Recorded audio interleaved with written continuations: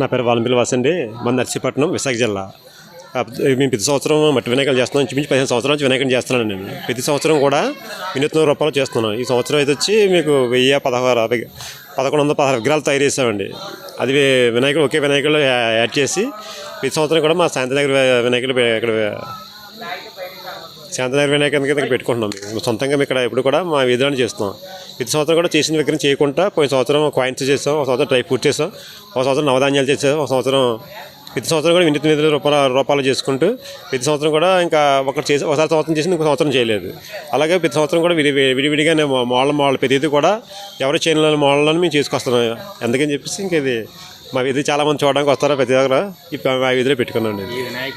ఈ వినాయకుడు చేయడానికి వాడింది 1116 విగ్రహాలు వినాయకుడి విగ్రహాలు వాడామండి. తర్వాత ధాన్యం వాడాం, తర్వాత గసగసాలు వాడామండి, ఆవాలు వాడాం, తర్వాత సగ్గుబియ్యం వాడామండి, సబ్జా గింజలు వాడామండి. ఇవే ఇంగ్రీడియంట్స్ వాడి మొత్తం విగ్రహాన్ని 3.5 అడుగుల వినాయకుని తయారు చేస్తామండి. ఇంకా ఏం చేయగలరా వినాయక విగ్రహాలు కాకుండా? అండ్ మా వర్క్ అయితే మాది గోల్డ్ వర్క్ అండి. అది బంగారు పని చేస్తున్నాను. కాకపోతే నాకు ప్రతి సంవత్సరం కూడా మనకంటూ ఒక ఇదిగా ఉండాలని చెప్పేసి నేను ప్రతి సంవత్సరం కూడా మట్టితోనే 3.5-4 అడుగుల కంటే ఎక్కువ చేయము. ప్రతి సంవత్సరం చేసింది కూడా వెరైటీ రూపాయలనే చేసుకొచ్చామండి విగ్రహాలకు వచ్చాయి కూడా. ఇలా చేయడం వల్ల ఏంటి మీకు ఇంట్రెస్ట్? లేదండి, పర్యావరణ పరిరక్షణ కోసం ప్రతి సంవత్సరం మేము మా వంతు సాయంగా మేము మట్టితో చేయాలని, అందరూ మట్టితో చేయాలని చెప్పేసి రూ.